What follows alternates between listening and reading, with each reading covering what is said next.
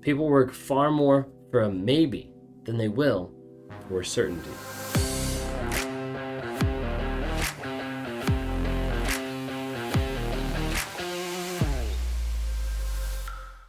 A popular tactic that a covert narcissist uses is intermittent reinforcement. Of that back and forth, that push-pull, the idealization, the devaluation, the idea of giving you something or wondering when you're going to get it time and time again, and it holds you out longer. It makes you feel that there's more hope, that there's potential, that there's a maybe of something coming. Sometimes we refer to this as breadcrumbing. Sometimes it's just gaslighting. Sometimes it's future faking. But it's the idea that they're putting thoughts, they're putting ideas out there that's going to happen, or they're giving that praise and it's going to happen, or it does happen for a moment. And then it's like, when is it going to happen next? And you're constantly wondering, going back and forth. Is that you? Are you struggling with that today? Is that something you're noticing just in this little intro here that you're noticing happening in your relationship? If so, you might be dealing with a toxic person that's using intermittent reinforcement to manipulate and to extend their stay in your life. If you guys are new here, my name's Ben Taylor. I'm a self-aware narcissist on this platform to provide awareness, growth, healing, and change. I do that in a couple different ways. Do that by dropping nuggets of truth on all different platforms: TikTok, Instagram, Facebook, YouTube. If you don't follow me already, go out there and just click on it, look up Raw Motivations. We also do that by having live events, typically like on Wednesday nights, Thursday nights, and on Monday nights inside our Narc app. We do this to be able to try to answer questions and just promote awareness. If there's anything in this episode that connects with you or that you resonate with, or you know, hey, this person is dealing with this too, send it to them. Share this, because more people need to understand what's going on. If someone had shared this with you a year ago, 5 years ago, 10 years ago, think of how that would have changed and transformed your life. Because a lot of people don't understand what's going on. If you're on your journey today and you need help with a community of like-minded people, then please go on to Apple or Google Play and find the NARC app. Just type in NARC. It stands for Narcissistic Abuse Recovery Community.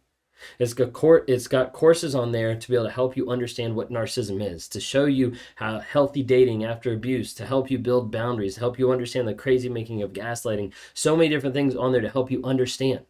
But then also a community. You need support. You need a community that's going to help you grow, heal, and change on that process. You can ask advice. You can introduce yourself. You can give different thoughts of, this is what I'm learning, this is what I'm sharing, so that you can help other people and other people can help support you.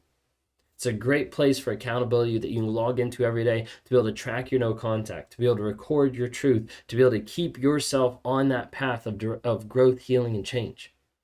There's a way for you to book sessions from me, from other creators that are on there, other coaches that are willing to help you grow, heal, and change in all aspects. We also have every Monday night the lives that are inside the app only. We've got the replays inside the app. You can come on screen, you can ask questions, almost like mini coaching in one sense, that happens inside the app to be able to answer questions and help you. It's inside the app because it's secured, because sometimes people are going through stuff or have active situations that they don't want their face out there in public or their questions out there in public. So we keep that all private and secured to be able to help you and to be able to help protect you as you're going through these crazy and these trying times.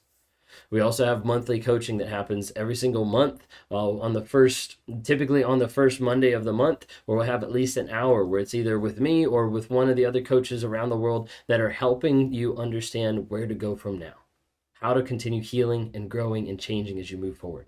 So check that out on Apple and Google Play. Just type in NARC, stands for NARC, Narcissistic Abuse Recovery Community. Would love to have you join there. So what I'm talking about today is intermittent reinforcement. We've been looking at a book recently, which is called The Covert Passive-Aggressive Narcissist by Debbie Mirza. Okay? And it talks here about intermittent reinforcement. I'm not going to butcher it today. It's fine. All right. So intermittent reinforcement is the context of a relationship when kindness and loving acts are not given consistently, but rather intermittently. In 30 Covert Emotional Tactics, author Adeline Birch writes, "This is extremely powerful and effective manipulation tactic. In fact, psychology experts consider it the most powerful motivator in existence." And that's put in the hands of a narcissist, of a person that is very often an abuser and someone who's manipulating you each and every day. So let's look at it. Intermittent reinforcement is the conditioning behavior where the covert narcissist sets the rules. Their love is inconsistent and on their terms. It leaves you feeling unstable and longing for their love and attention. The relationship becomes a mixture of subtle cruelty and periodic affection. They will woo you and withdraw from you in a given moment. This conditions you to keep trying to please them in order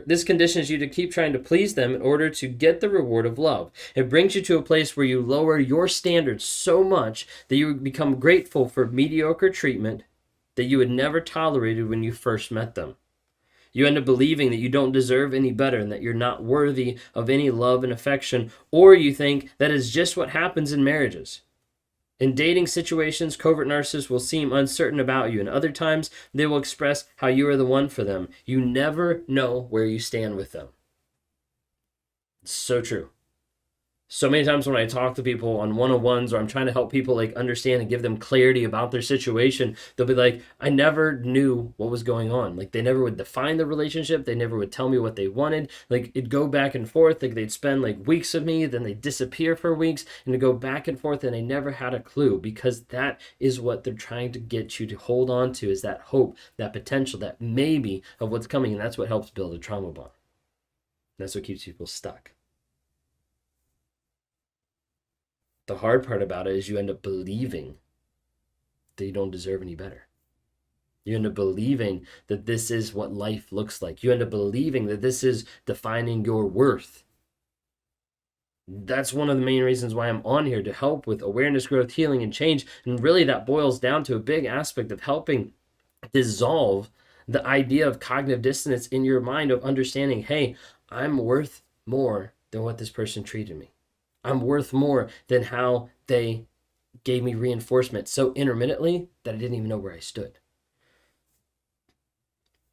Dr. Robert Spolowski, I'm going to butcher it, but a neuroendocrinologist and author, does a great job explaining on a YouTube video why intermittent reinforcement is such a powerful and effective manipulative tool. He explains that what happened to dopamine levels in monkeys when the reinforcement patterns changed during a study that was published a little more than a decade ago. The monkeys were trained to learn that when a light went on, if they pressed the lever, they'd receive a reward.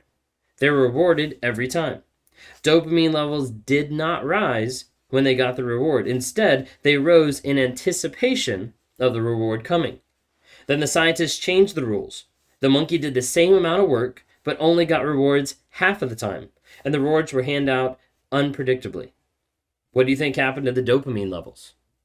They rose to levels similar to when someone uses cocaine. This is what happens to the brain when you introduce the maybe into the equation. It is the incredibly powerful control tactic.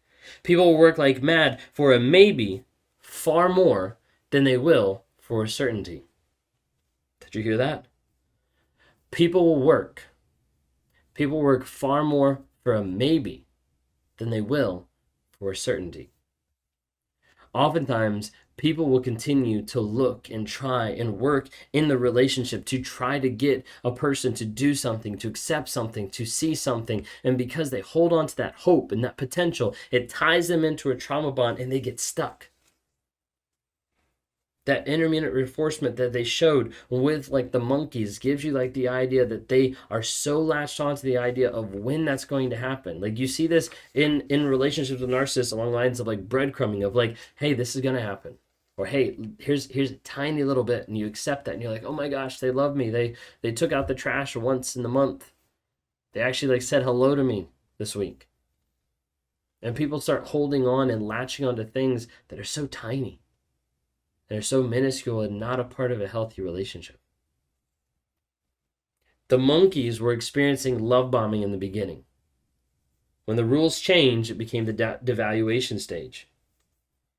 See, it sets you up to work incredibly hard to receive those tiny morsels of love, that breadcrumbing.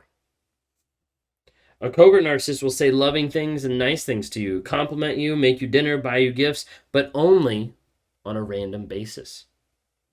Mixed in with nice, loving behavior that keeps you thinking this is the person you fell in love with, which is also belittling that keeps you feeling weak, small, silent treatment that makes you think you've done something wrong, moodiness that makes you believe you are the source of their unhappiness, and several other means of making you feel insecure and not good enough. Did you feel the covert narcissist withdraw at times? Did you feel him kind of pull back? Because typically when that happens, the next person says, like, did I do something wrong? Like, what was it that I did? Did I do something that I shouldn't have? And it puts that doubt in your mind where you start thinking like, wait a second, what did I do wrong? And the problem is, it says here, you will expend a lot of energy trying to bring them back to you, trying to undo whatever you might have done. Then they will be kind to you and you'll feel relief. It's an emotional roller coaster of them pushing and pulling you back and forth that builds the hope, the potential, the maybe that locks you in and keeps you coming back for more time and time again. You get addicted to that. And the only way to break that is to break the trauma bond, to break the addiction, to actually work on changing, rewiring your mindset so that you don't keep going back to someone who's toxically abusing you. That's what I work with people on a day-to-day basis, with one-on-ones, with coaching, with group coaching, to help them rewire their mindset. So otherwise, you just keep going back. How does it make you feel? It makes you feel desperate, dependent on their actions, working hard for a reward of love, for a tiny bit of love. Many times victims will think that they're codependent because they act in a way that a codependent does. But in truth, is many victims are not codependent. They've been manipulated in such a way that they behave in ways they normally wouldn't. Maybe you notice in the relationship now that you're behaving completely different, or you're accepting a lot less, or your standards are much lower than when you first started with this person, or when you were with anyone else in the past. You might be working through a process of getting intermittent reinforcement that has made you think, I deserve this, or this is all I'm going to get. Oftentimes when you're in these toxic relationships, you start to settle for the breadcrumbs when you could experience the whole loaf. What you have to realize is you're worth so much more than what another person is making you feel.